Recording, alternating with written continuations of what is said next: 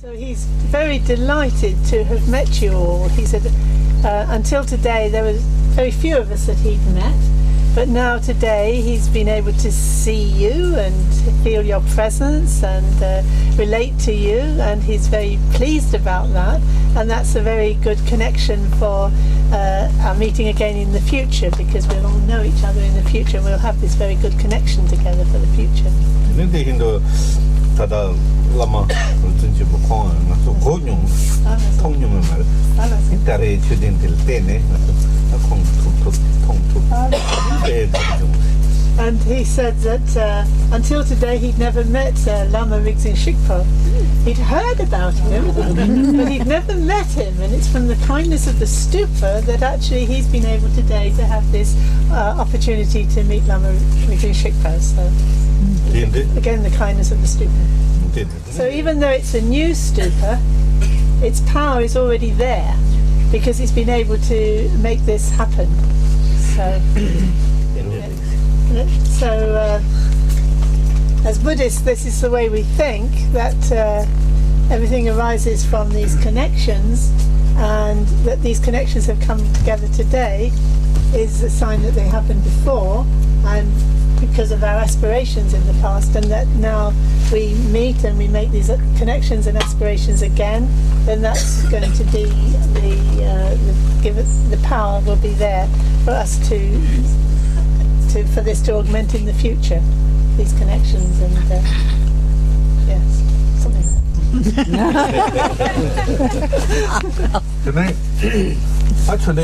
that. Lama chami chorang ke chasindang sawra ne misi hijaka mendus ro ne misi hijaka mendus rasa chorang hijaka ba is There's a Buffy book.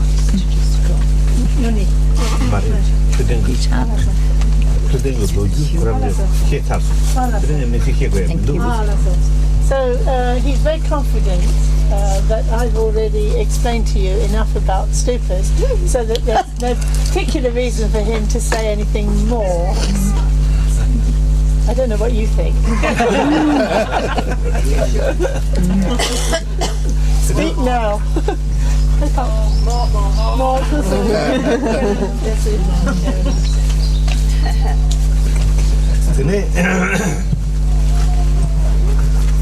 사실 때 최근 그 여타발라 트랜스퍼 파티 사실 디톨 최근 되나기 요아 지난 전에 누가 선배창하서 들은 소화살바 대비를 So we've all now seen the stupa. We know there's this stupa here. We have the evidence in our, with our own eyes, so that we know it's here.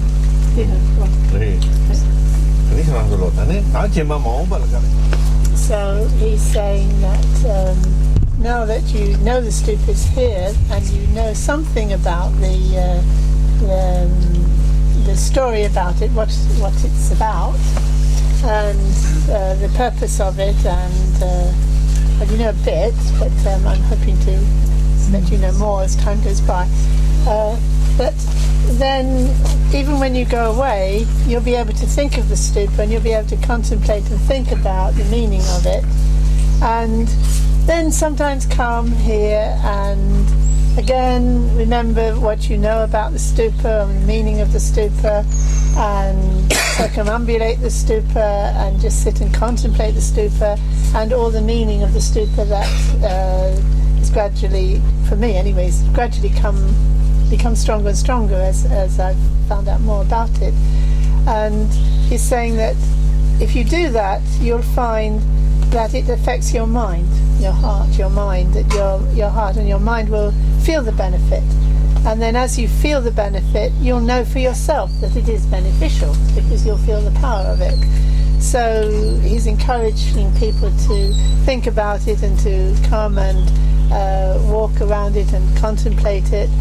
And then that benefits both your heart and your mind and your body, because walking around the stupa, you're walking around in a calm and a way that is very reflective, and it's good for your body, it's good for your mind. And then if your body and your mind are happy, then everything's happy.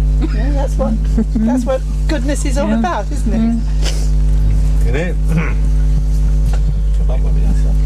So it's especially good for old people who, they don't have busy lives anymore, so they have time on their hands. And they're thinking, maybe they're feeling a little bit sort of downcast because, what are they going to do with this time? And he says, well, here you are. Here's something to do with your time, because you can come and you can walk around the stupa, you can contemplate the stupa, your body and mind are benefited by the stupa, and that's a wonderful thing to do in your old age. So he's really encouraging this as an old age activity.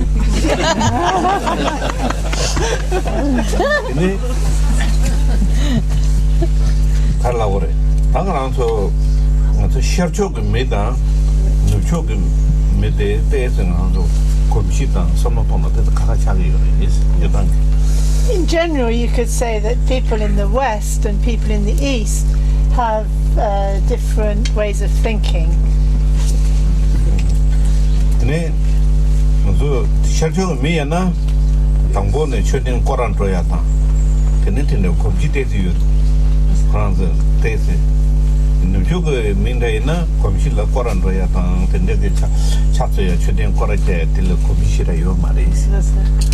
So in the East, for example, people are very used to the idea of a stupa and circumambulating a stupa, and prostrating to the stupa, making offerings to the stupa, and so on. But in the West, we're not used to that kind of thing, so it's different. So he says, for example, in the West, from the time we're very young, we're very busy doing things. We do things very well, and we work very hard and try to get things right, and so we're working away all our lives at our work, and our work is very much what we are and what we're about. So when we get old and we don't have any work anymore,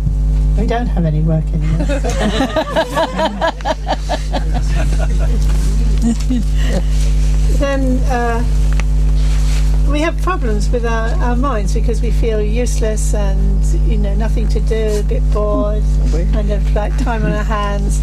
So it's very wonderful actually at that time to use that time to come and walk around the stupa, contemplate the stupa, and contemplate the meaning of the stupa, and to really relax and really appreciate the time that you have.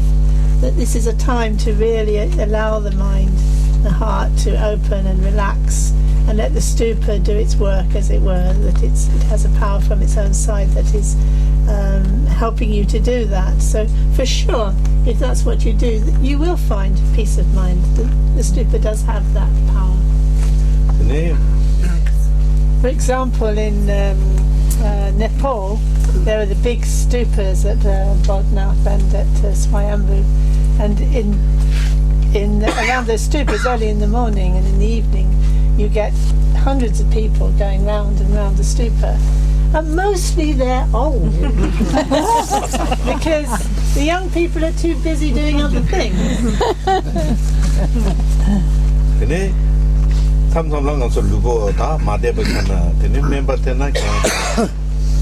exercise check you love you then lo gemba chen exercise check to ne kora jana ranking exercise chando we will pay you this same na pe kuyang ba so lu chagi this listen you will pay you. So and when we get old, the doctors tell us that we should do more exercise, but we don't particularly want to do more exercise, or maybe we can't do much exercise.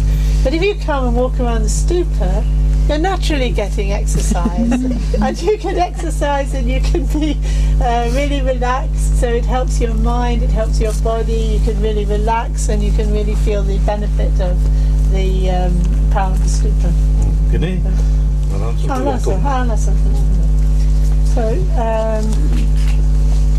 So the secret to happiness is relaxation. You need to be relaxed. So by walking around the stupa, your body is getting a little exercise and relaxing, and you're your mind is able to open out and be relaxed and at ease. So then that will naturally give rise to a happy state of mind. And just lying down and sleeping is not conducive to that state of mind. You need to be doing something. You need to be walking around the stupa.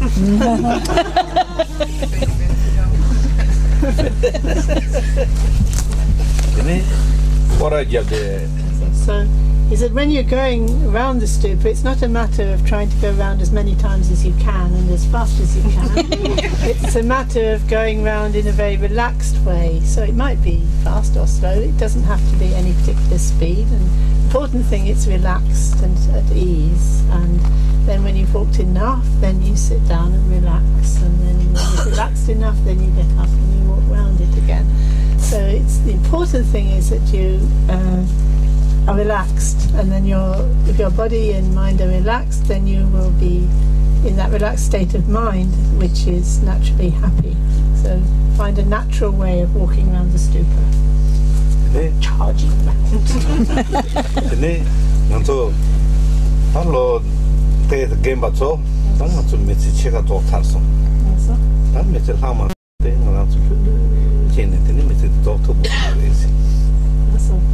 So when you've sort of passed through half your life, then it's time to start to relax and to spend the second part of your life in a more relaxed way, and then you will live out your full term.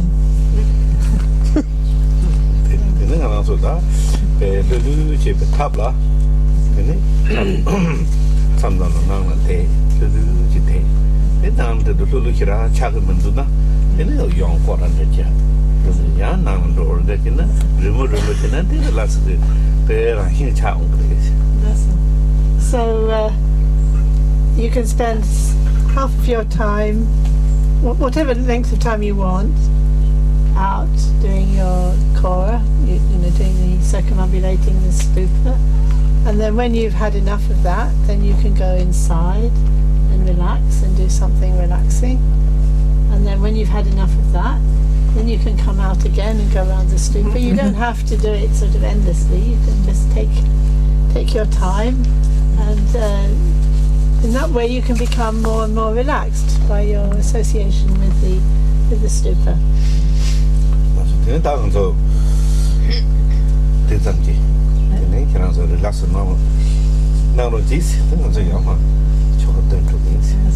So in that spirit, please feel relaxed and at ease, and they'll carry on with their they've got some more of the recitation to do before they're finished.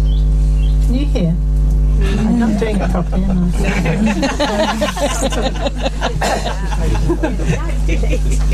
No, it's too late.